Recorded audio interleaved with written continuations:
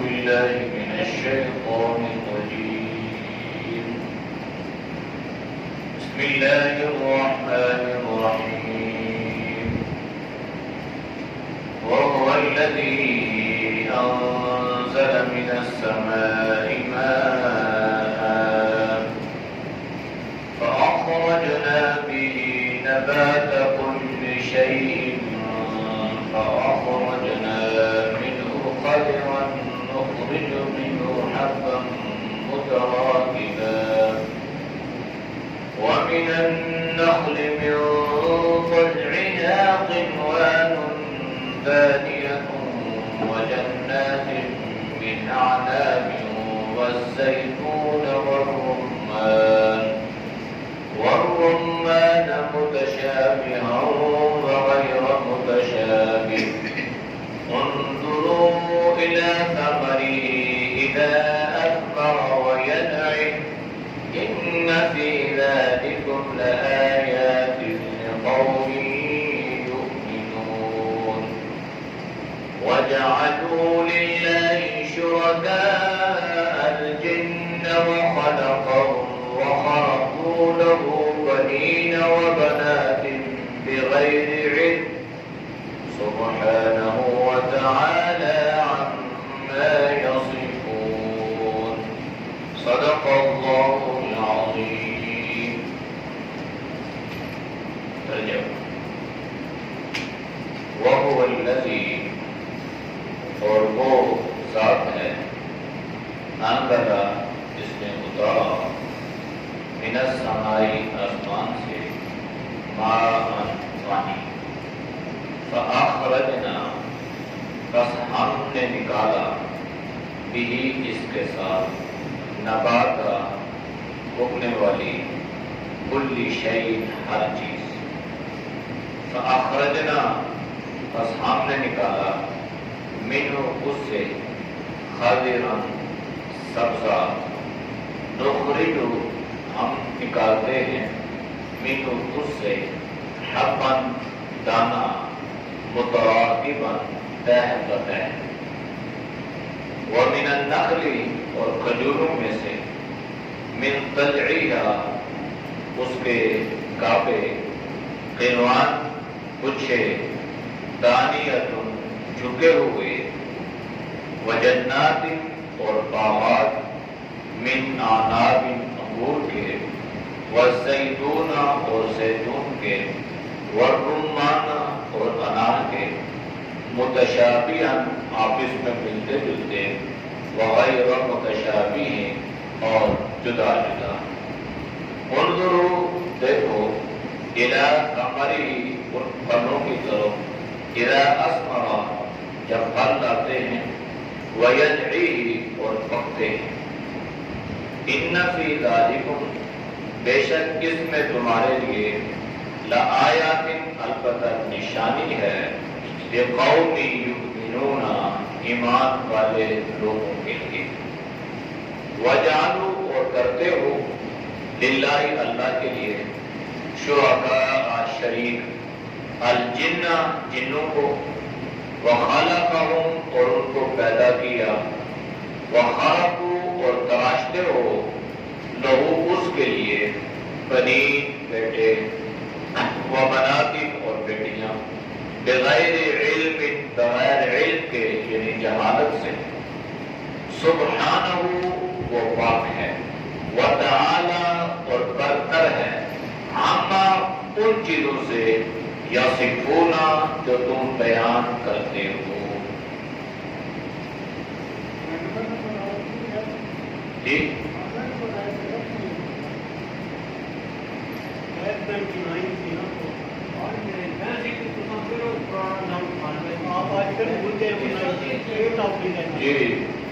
جی ٹھیک آپ نے فرمایا.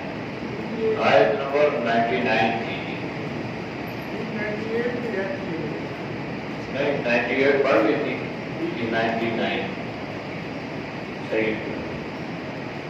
یہ جو آیت پڑھی ہے یہ 99 ہے. آیات کا ماقبل آیات کے ساتھ ربط یہ ہے کہ ما قبل آیات میں اللہ نے انسانوں کو اپنی تخلیق پر غور اور فکر کی دعوت دی ہے. یعنی اگر انسان کی سمجھ میں نقلی دلائل نہیں آتے تو اس کی سمجھ میں، اس کی عقل میں کم از کم یہ بات تو آ سکتی ہے کہ آسمان کس نے بنایا، زمین کو بنانے والا کون ہے، پھر آسمانوں پر نظام میں فلکیات ہے، اس کو سجانے والا، اس کو چلانے والا آخر کون ہے؟ کوئی تو ہے جو اس کائنات کے نظام کو چلا رہا ہے. اللہ نے فرمایا وہ کون ہے؟ وہ اللہ ہے. پھر اللہ نے فرمایا کہ اس اللہ کی قدرت پر، اس کی طاقت پر، اس کی تخلیق پر ذرا غور و فکر کرو تو دیکھو کہ ایک انسان سے، ایک جسم سے اللہ نے ساری کائنات کو آباد فرما دیا اور کائنات کے چپے چپے میں اللہ نے انسانوں کو بسا دیا. تو جو کائنات کا یہ نظام چلا سکتی ہے وہ ذات جو ہے آخر کون ہوگی؟ وہ اللہ ہی ہے. اللہ نے فرمایا کہ یہ ساری چیزوں کا تعلق جو ہے یہ انسان کی سوجھ بوجھ کے ساتھ ہے، عقل کے ساتھ ہے. تو انہی آیات کا تسلسل اللہ نے اگلی آیات میں یوں بیان فرمایا کہ وَهُوَ الَّذِي، اللہ ہی وہ ذات ہے جس ذات نے کیا کیا؟ أَنزَلَ مِنَ السَّمَاءِ مَاءً، اس اللہ نے تمہارے لیے آسمانوں سے بارش کو نازل فرمایا. اللہ نے پانی برسایا. تو پانی کو جو اللہ نے انزال سے تعبیر فرمایا تو پانی کا نزول اوپر سے نیچے ہے اس اعتبار سے، ورنہ بارش جو ہے یہ آسمان پہ سے نہیں آتی. آسمان تو بہت آگے کے جہان ہے، اس سے پہلے تو اللہ نے کئی اور جہانوں کو آباد فرمایا ہے، لیکن چونکہ ضمناً اوپر سے آتی ہے تو اس لیے اس کا نام انزال بھی ہو گیا، اور مجازاً اللہ نے اس کا ذکر آسمانوں سے فرما دیا کہ وہ اللہ اوپر سے یعنی آسمانوں سے تمہارے لیے بارش نازل فرماتا ہے. تو بارش جو ہے، یہ پانی جو ہے، یہ انسانی پاک کے لیے بہت ضروری ہے. کھانا نہ ملے تو انسان کئی دن تک زندہ رہ سکتا ہے، لیکن اگر پانی نہ ملے تو بغیر پانی کے انسان کتنے دن زندہ رہ سکتا ہے اس کی کوئی لمٹ نہیں. ایک دن میں چلا جائے، 1.5 دن میں چلا جائے، 2 میں چلا جائے، 3 میں چلا جائے. پانی انسانی صحت کے لیے اندرونی طور پر یہ بہت ضروری ہے. محققین نے لکھا ہے کہ انسان کے جو جسم کی اندر کی جو ساخت ہے اس میں 80% پانی اور 20% اس میں بلڈ ہوتا ہے. خون 20% اور 80% اس کو پانی کی ضرورت ہوتی ہے. تو اندرونی ساخت کو برقرار رکھنے کے لیے بھی پانی اور ظاہری طور پہ دنیا کا نظام چلانے کے لیے بھی پانی. اب اللہ نے فرمایا کہ دیکھو یہ مرتبہ ہمارے پاکستان میں تجربہ کیا گیا، بارشیں نہیں ہو رہی تھی، قحط سالی تھی، تو سائنسدانوں نے ایک تجربہ کیا کہ چلو ہم بارش برساتے ہیں. تو انہوں نے کوشش کی لیکن وہ اپنی کوشش میں ناکام. کتنی برسا سکیں گے، کہاں کہاں پہ برسا سکیں گے، کس مقدار میں برسا سکیں گے، یہ آج تک کوئی سائنسدان بھی اس تجربے میں کامیاب نہیں ہو سکا. اور وہ یہ نہیں کہہ سکتے کہ ہم آسمانوں پہ یعنی اوپر سے ہم تمہارے لیے بارش کو برسا سکتے ہیں. تو اللہ نے بارش اپنی طاقت سے، اپنی حکم سے اس کو کنٹرول کیا اور سمندروں سے اللہ نے بخارات کو اٹھایا اور جہاں جہاں پر جتنی ضرورت تھی اللہ نے اس کو ویسے برسا دیا. اللہ نے بارش کو برسایا تو پھر کیا ہوا؟ فَأَخْرَجْنَا بِهِ نَبَاتَ كُلِّ شَيْءٍ، بارش زمین پہ پڑتی ہے تو زمین پر سے اللہ اناج کھیتیاں اللہ اگا دیتا ہے، بلکہ ہر چیز زمین سے اگنا شروع ہو جاتی ہے۔ اب بارشیں زیادہ ہوتی ہیں تو زمین سے عجیب عجیب چیزیں اگتی ہیں، کوئی چیزیں انسان کی سمجھ میں آتی ہیں، کوئی چیزیں سمجھ میں نہیں آتی۔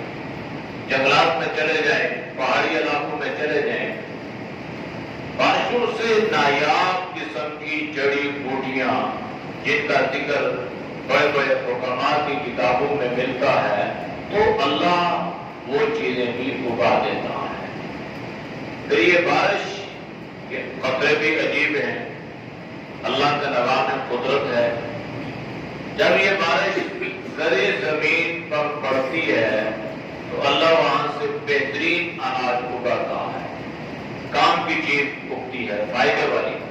اور اگر بنجر زمین پہ بارش پڑتی ہے تو پہلی بات تو یہ ہے کہ وہاں سے کوئی چیز اگے ہی نہیں، اور اگر اگے گی تو وہ ایسی عجیب سی چیز ہوگی جو کسی فائدے کی نہیں ہوگی، عام انسانوں کے فائدے کی۔ ورنہ اللہ پاک نے کوئی چیز بھی بے فائدہ اور بے عبث پیدا نہیں فرمائی، ہر چیز کا اللہ نے ایک مقصد رکھا ہے۔ بعض چیزیں انسان کی سمجھ میں آتی ہیں، بعض نہیں آتی، تو جو چیزیں سمجھ میں نہیں آتی ان کے مقاصد بھی اللہ نے رکھے ہیں۔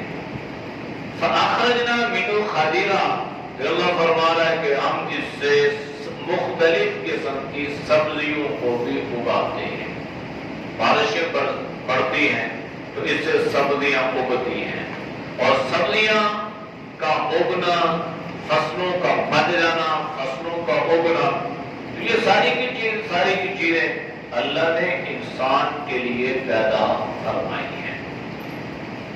یہ ذکر کیا نا اللہ نے، تو اللہ انسان کو یہاں پر سوچ کی دعوت دے رہا ہے، اللہ فکر کی دعوت دے رہا ہے، اور اللہ انسان کو اس بات کی دعوت دے رہا ہے کہ چلو جو میں نے دلائل تمہیں دیے ہیں وہ تمہاری سمجھ میں آئیں یا نہ آئیں، یہ بات تو تمہاری سمجھ میں آ سکتی ہے کہ بارش کو کس نے کنٹرول کیا، بارش کس نے برسائی، پھر اس سخت زمین کو نرم کس نے کیا، پھر اس زمین میں سے تمہارے لیے مختلف قسم کی فصلیں اور مختلف قسم کی کھیتیاں کس نے اگائی۔ تو ظاہری بات ہے کوئی تو اگانے والا ہوگا نا، تو جو ہوگا وہ اللہ ہے، تو لہٰذا اسی اللہ کی عبادت اور بندگی کرو۔ نخرج منہ حبا متراکبا، اللہ اس سے مختلف قسم کے دانے بھی جو تہ بتہ چڑھے ہوئے ہوتے ہیں، جڑے ہوئے ہوتے ہیں، بلکہ یوں لگے کہ اگر کوئی انسان ان کو پرونا چاہے تو انسان بھی ایسا نہیں پرو سکتا جس طرح وہ دانے اللہ تمہیں پرو کے دے رہا ہے۔ مثال کے طور پہ ایک چھلی ہمارے سامنے آ گئی، ایک دانہ ہم نے بویا تھا، اس ایک دانے کے بدلے میں اللہ نے پورا ایک دانہ، ایک خوشہ باہر نکالا۔ اب اس کے ساتھ کتنی چھلیاں لگی اور ہر چھلی کے ساتھ کتنے دانے لگے، اور ان دانوں کو اللہ نے کس طرح جوڑا؟ جو اللہ نے کوئی تو مشین فٹ کی تھی یا کسی انسان کی کوئی وہاں پر سائنس یا ٹیکنالوجی کام دے کہ نہیں، اللہ فرما رہا ہے حقا متراکبا، ذرا اس چیز پہ تو غور و فکر کرو کہ ایک دانے کے عوض اللہ تمہیں کئی دانے عطا کر رہا ہے، پھر وہ دانے بھی اللہ متراکباً، اللہ کس خوبصورت انداز سے تہ بتہ جڑے ہوئے موتیوں کی طرح پروئے ہوئے وہ اللہ تمہیں عطا فرما رہا ہے۔ وَجَنَّاتٍ مِّنْ أَعْنَابٍ، پھر ذرا انگوروں کے باغات کی طرف تو دیکھو کہ کس طرح اللہ نے تمہارے لیے انگور کے درخت پیدا فرمائے، وَزَيْتُونَ، اور اللہ نے تمہارے لیے زیتون پیدا فرمائے۔ یہ زیتون جو ہے یہ بڑی برکت والی چیز ہے، قرآن کریم میں اللہ نے اس کی قسم اٹھائی ہے، وَالتِّينِ وَالزَّيْتُونَ، قسم ہے انجیر کی اور زیتون کی۔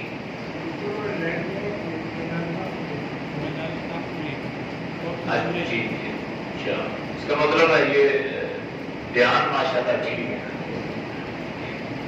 یہ چیز بہت کارآمد ہوتی ہے۔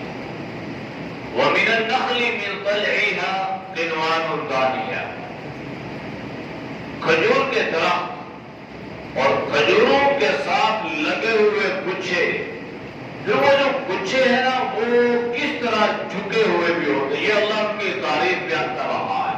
جنت میں تو یہ ساری چیزیں ہوں گی نا، اس کا تو انکار ہے ہی نہیں ہے نا، یہ سارے ہر چیز کا، ہر طرح کا پھل اور ہر اس میں ذائقہ، یہ تو اللہ دنیا کا ذکر فرما رہا ہے کہ اگر تم ذرا کھجور کے درخت کی طرف دیکھو کہ اللہ نے کس طرح اس درخت کو اس زمین پہ کھڑا کر دیا، کوئی دائیں میں ٹیک نہیں ہے، باہر کوئی ٹیک نظر، اندر سے جڑوں نے اس کو مضبوط کیا اور لمبا درخت وہ زمین کے اوپر جا رہا ہے۔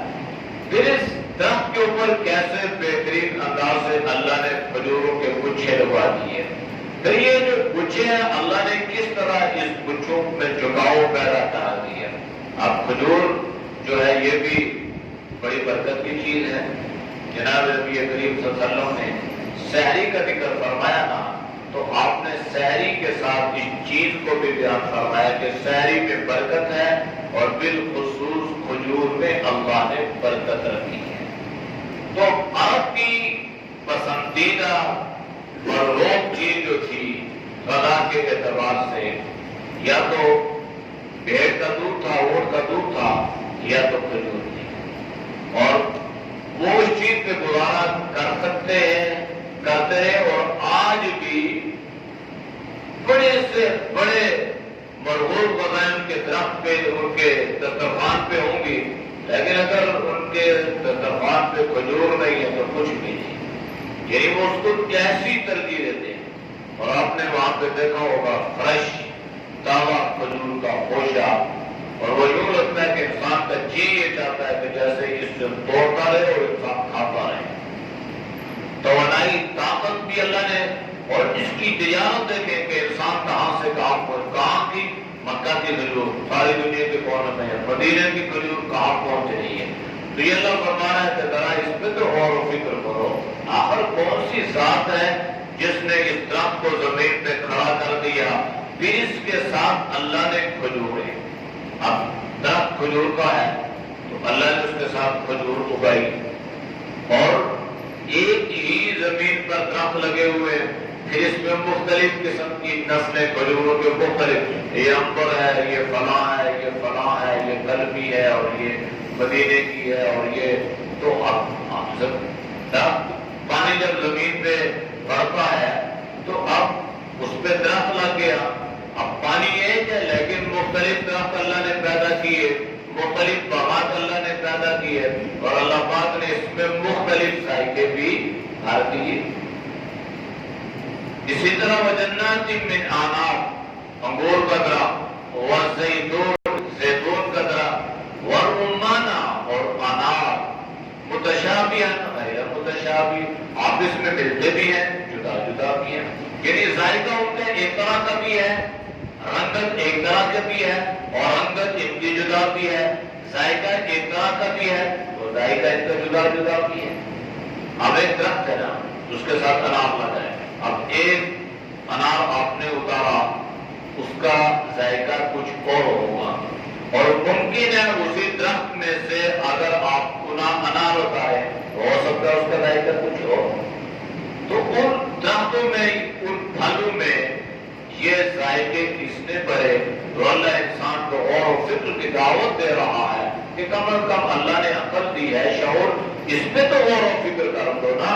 آخر یہ انار، پھر اس میں طے پتہ، خوبصورت دانے، پھر اس میں ذائقہ، پھر جسم میں توانائی اور طاقت اور صحت کے لیے ضروری، یہ ساری چیزیں اللہ بیان کر رہا ہے۔ انظروا، دیکھو، الی ثمرہ، اس پھل کی طرف، اذا اثمر، جب یہ پھل لاتا ہے، ویدعہ، اور تیار ہو جاتا ہے، پک جاتا ہے، پھر دیکھیں اللہ ایک پھول نکلتا ہے چھوٹا سا، پھر وہ پھولتا ہے، پھٹتا ہے، پھر اس میں سے دانا، پھر یہ دانا دیکھتے دیکھتے دیکھتے ہی اتنا بڑا، پھر یہ دانا تیار ہو، اب دانا تیار ہوا تو انسان کہتا ہے یہ انار تیار ہو گیا، انگور تیار ہو گیا، اب اللہ پاک جس کی وہاں پر حفاظت فرماتا ہے، اور اللہ کا حفاظت اس پھل کو اس باغ کے مالک تک، انسان تک، اپنے بندوں تک پہنچا دیتا ہے۔ اب یہ ساری چیزیں اللہ نے ذکر کی ہیں مثال کے طور پہ۔ اللہ جب مثالیں دی تو اللہ نے ساری نعمتیں اللہ نے پیدا کی ہیں، لیکن اللہ نے سمجھانے کے لیے چند چیزوں کا ذکر فرما دیا۔ آگے اللہ نے کیا ذکر فرمایا؟ ان فی ذالکم لآیات لقوم یؤمنون۔ ایمان والوں کے لیے تو اس میں بڑی نشانی ہے کہ ایمان والا اس پہ غور و فکر کرے گا اور اس کا ایمان بڑھتا چلا جائے گا، ایمان کا لیول اس کا بڑھتا چلا جائے گا، بلند ہوتا چلا جائے گا، یقین اور ایمان اس کا پختہ ہو جائے گا کہ کیسی وہ ذات ہے جس نے آسمان سے بارش کو نازل فرمایا، پھر اس زمین کا سینہ چیرا، پھر اس زمین کے سینے کو چیر کے اللہ نے یہ مختلف قسم کا پھل اللہ نے ہمیں عطا فرمایا۔ وَجَعَلُوا لِلَّهِ، کرتے ہو تم اللہ کے ساتھ شرکاء الجن، جنوں کو شریک، یعنی یہ ساری چیزیں بیان کرنے کے بعد اللہ کیا فرما ہے؟ تم جنات کو اللہ کا شریک بنا دیتے ہو، جن یہ بھی کر سکتا ہے، جن وہ بھی کر سکتا ہے، جن کیا کر سکتا ہے؟ جنات اللہ کی ایک مخلوق ہے، جنات کو اللہ نے پیدا فرمایا، جنات کو اللہ نے اپنی بندگی کے لیے پیدا فرمایا۔ جس طرح انسانوں کی ایک مخلوق ہے، جنات کا بھی اپنا ایک جہان ہے۔ جس طرح اللہ انسانوں سے ایک نسل کو چلاتا ہے، اسی طرح جنات کے نسل کا بھی اپنا اللہ نے ایک طریقہ متعین کیا ہے۔ جس طرح انسانوں میں اچھے اور برے، جنات میں بھی اچھے برے۔ اب برا جن اگر کسی پر مسلط ہو گیا، کہتے ہیں یہ تو سب کچھ بتا سکتا ہے، یہ تو سب کچھ کر سکتا ہے، کیا کر سکتا ہے؟ اللہ نے انسان کو جنات پر گرفت دی ہے۔ جنات جو ہے نا، یہ انسان کی احاطہ علم سے باہر نہیں ہے۔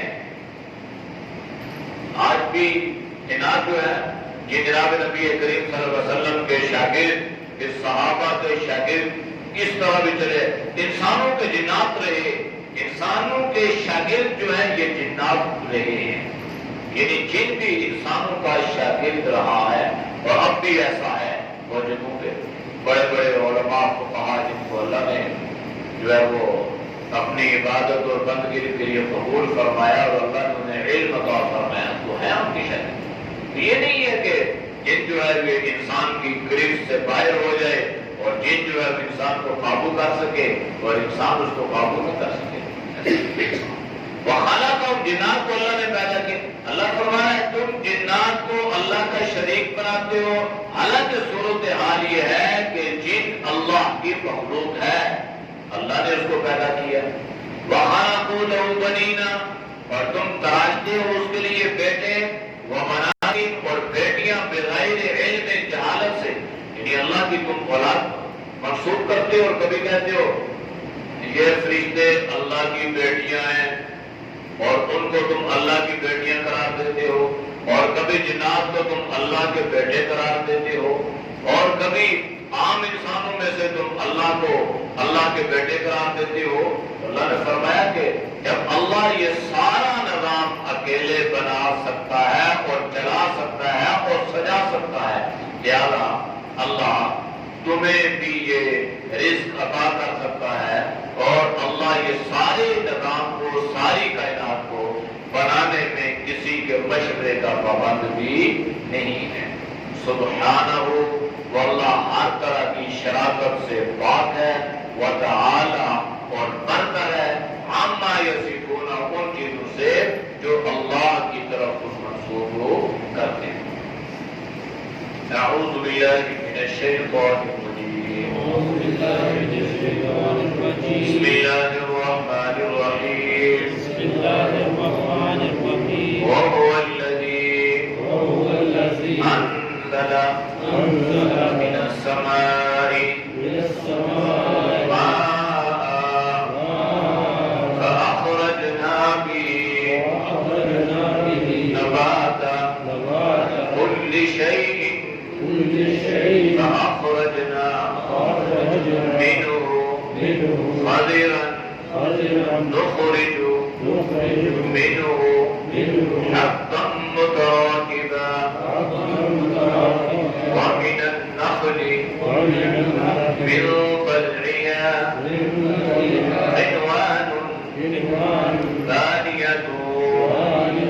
وجنات من أعناب والزيتون والرمان مشتبها وغير متشابه انظروا إلى ثمره إذا أثمر وينعي إن في ذلكم لآيات لقوم يؤمنون وجعلوا لله شركاء الجن وخلقوا له بنين وبنات بغير علم سبحانه وتعالى عما يصفون. الحمد لله رب العالمين والعاقبۃ للمتقین والصلاة والسلام علی نبی الکریم. یا اللہ ہم سب کے صغیر ہم کو معاف فرما، گناہوں سے حفاظت فرما، نیک اعمال کی توفیق نصیب فرما، برے ماں سے، برے خیرات سے، برے رسموں سے، بری صحبتوں سے اللہ تو ہم سب کی حفاظت فرما. یا اللہ جتنے دوست اللہ بزرگ تیری رضا تیری طرف سے قرآن سنتے ہیں اللہ ان کے سننے کو قبول فرما.